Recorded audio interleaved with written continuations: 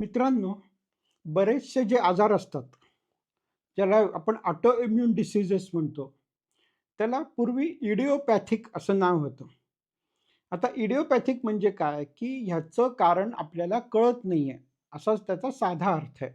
उदाहरणार्थ, एक इडिओपॅथिक थ्रॉम्बोसायटोपेनिक पर्प्युरा नावाचा एक आजार आहे. म्हणजे पूर्वी त्याचं नाव हे होतं, आता ते बदललंय. त्याच्यामध्ये प्लेटलेट्स म्हणजे आपल्या शरीरातल्या ज्या रक्तकणिका म्हणतो आपण त्याला, त्या कमी होतात. हे एक उदाहरण देतोय मी. तर इडिओपॅथिकला आम्ही असं एक जोक म्हणून म्हणायचो, की इडिओपॅथिक म्हणजे doctor is idiot and patient is pathetic. म्हणजे थोडक्यात डॉक्टरला काही कळत नाही आणि पेशंटला मात्र त्रास होतो आहे त्याचा. तर हे जे इडिओपॅथिक नावाचा जो कार्यक्रम आहे, तो सगळ्या ऑटोइम्यून डिसीजमध्ये आपण बघत असतो. म्हणजे त्याच्यात सोरायसिस आहे, रुमॅटॉइड आर्थरायटिस आहे, थायरॉईड आहे, ल्युपस आहे, असे बरेच आजार आहेत. मग जेव्हा आपण ह्या सगळ्याचा विचार करतो, तेव्हा आपल्याला असं लक्षात येतं, की त्याच्यावरती आपली लाईफस्टाईल सुधारणं हा उपाय आहे. जेव्हा मी माझ्या पेशंटना हा सल्ला देतो, तेव्हा अक्षरशः 2 ते 3 आठवड्यांमध्ये त्यांचा सिव्हिअर लुपससुद्धा बरा झालेला आहे.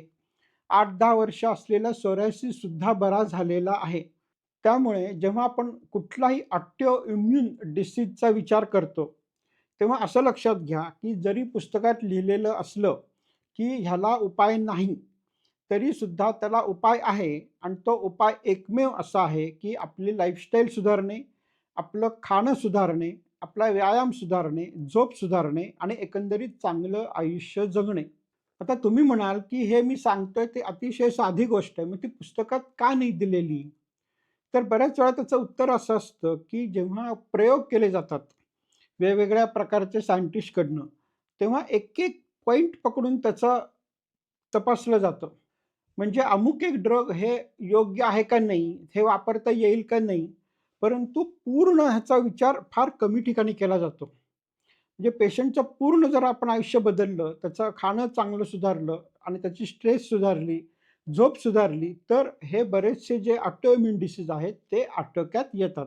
त्यामुळे जरी पुस्तकात असं दिलेलं असलं, की there is no cure for this disease, त्याचा क्युअर आहे आणि तो म्हणजे लाईफस्टाईल आहे. तुम्हाला काय वाटतं कमेंटमध्ये जरूर लिहा.